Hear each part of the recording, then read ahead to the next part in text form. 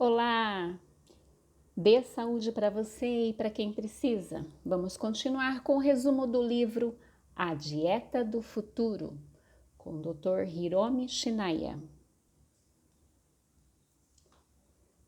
Decidi examiná-lo novamente 2 meses depois da consulta. Nesse novo exame, encontrei uma pequena úlcera no estômago. Com a biópsia realizada em uma amostra de tecido, descobrimos um carcinoma fibroso que já tinha se espalhado sobre a mucosa do estômago. Além de ser um tipo de câncer que progride muito rápido, o carcinoma fibroso é extremamente difícil de ser detectado. É muito difícil de ser encontrado pela endoscopia, pois ele se desenvolve sobre a mucosa, o que o torna uma doença grave.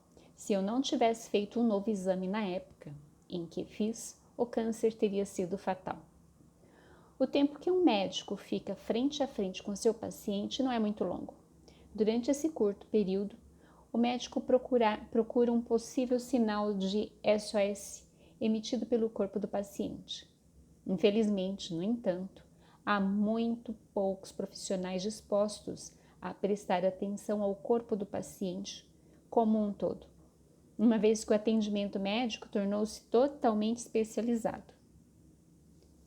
Tenho certeza de que muitas pessoas já tiveram essa experiência, porém, antes de passar por um exame médico, o paciente deve decidir primeiro que médico consultar. No consultório, o médico pergunta: "O que traz aqui hoje?" E se o paciente disser dor do estômago, só então ele terá seu estômago examinado. Se não for encontrado nada de anormal no estômago, o paciente será mandado para casa com muito bem, não há nada de errado com você.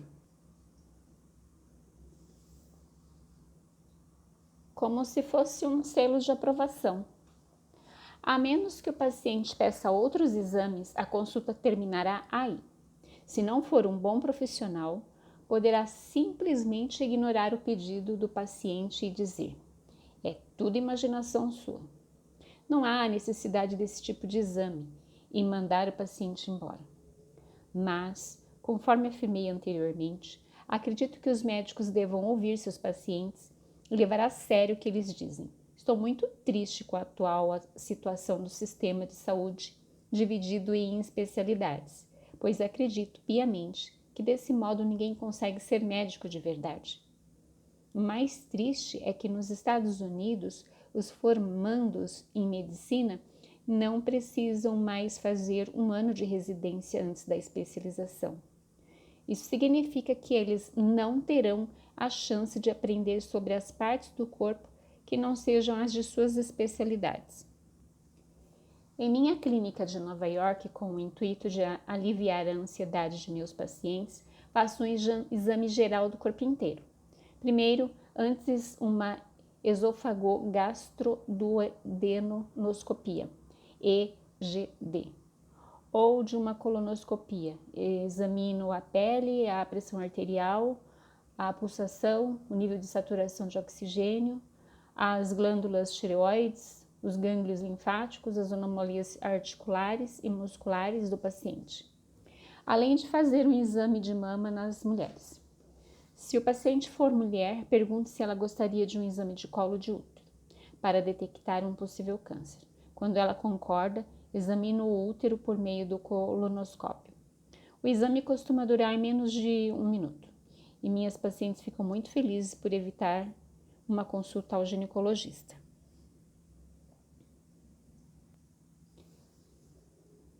Embora a minha especialidade seja gastroenterologia, também examino a próstata e as mamas da mesma forma que examino o colo do útero. Meus pacientes ficam satisfeitos com esse exame e eu, como médico, aprendo muito com a experiência.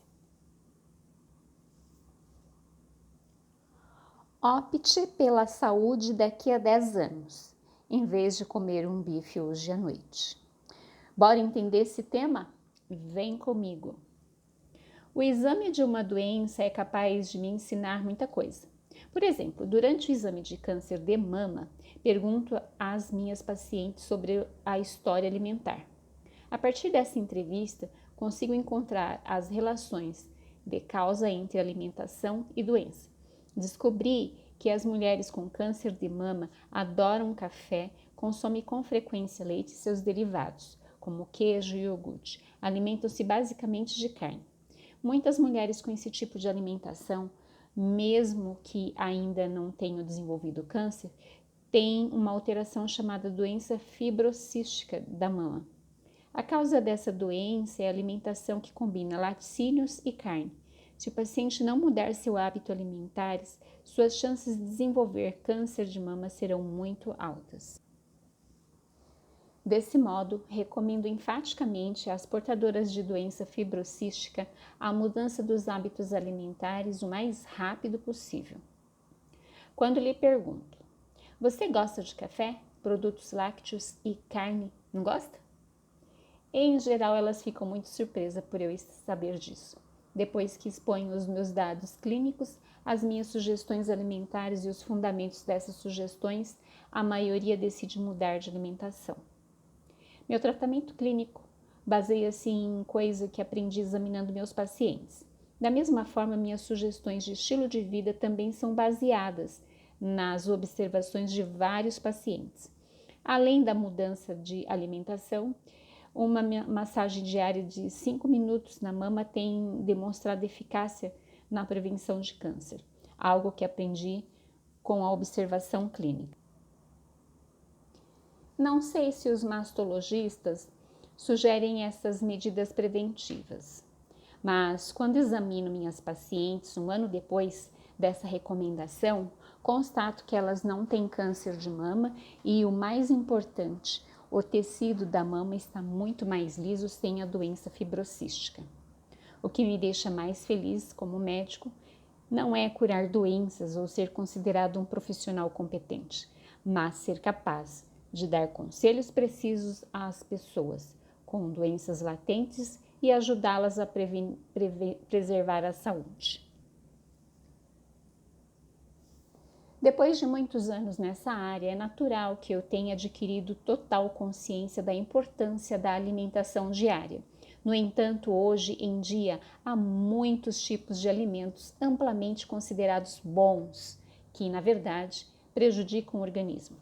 Nos últimos 30 anos, tenho feito muitas palestras e participado de muitas discussões públicas, além de conversar com pacientes, tanto nos Estados Unidos como do Japão, sobre as relações entre saúde e alimentos prejudiciais.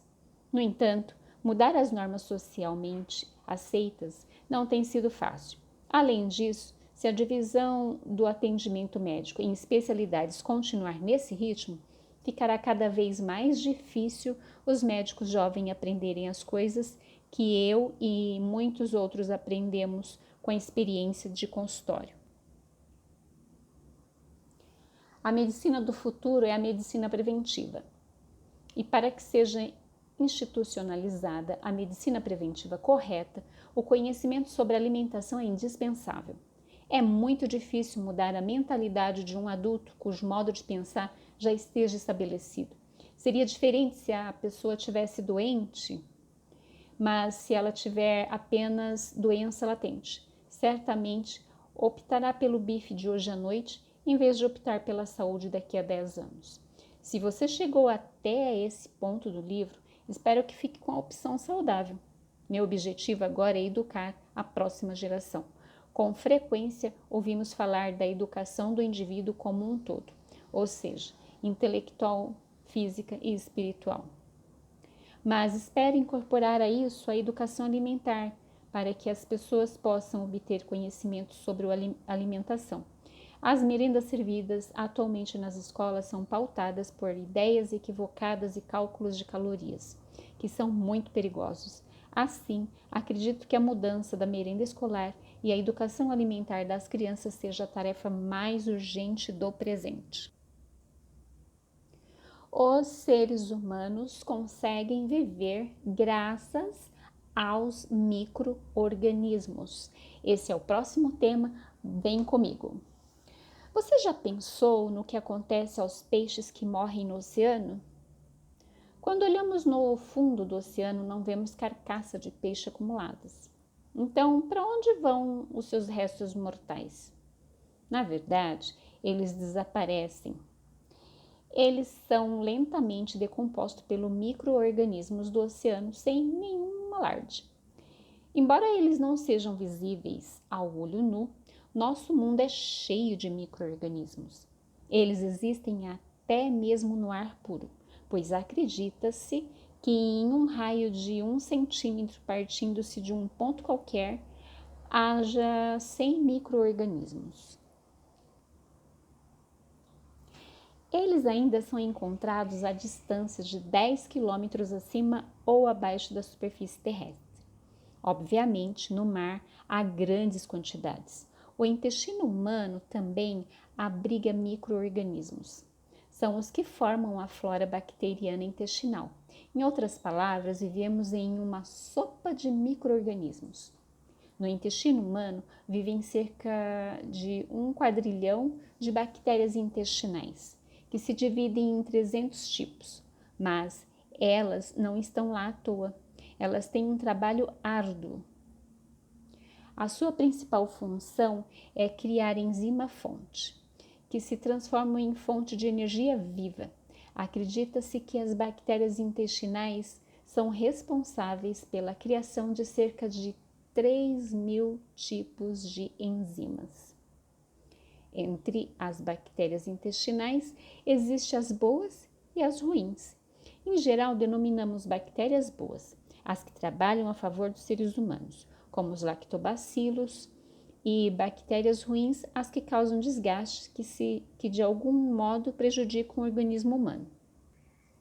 As bactérias boas, em sumo, são as que têm enzimas antioxidantes. Quando são produzidas radicais livres no intestino, essas bactérias morrem e produzem enzimas antioxidantes neutralizando-os. No intestino, existe um número incontável de projeções chamadas vilosidades. Os lactobacilos, que são bactérias boas, penetram nos espaços entre essas vilosidades e aí produzem as células do sistema imunológico, como os glóbulos brancos e as células exterminadoras naturais.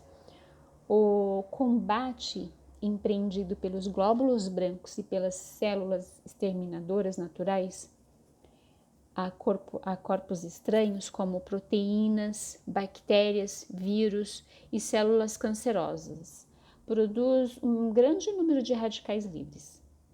Os lactobacilos desempenham um papel ativo na remoção desses radicais livres.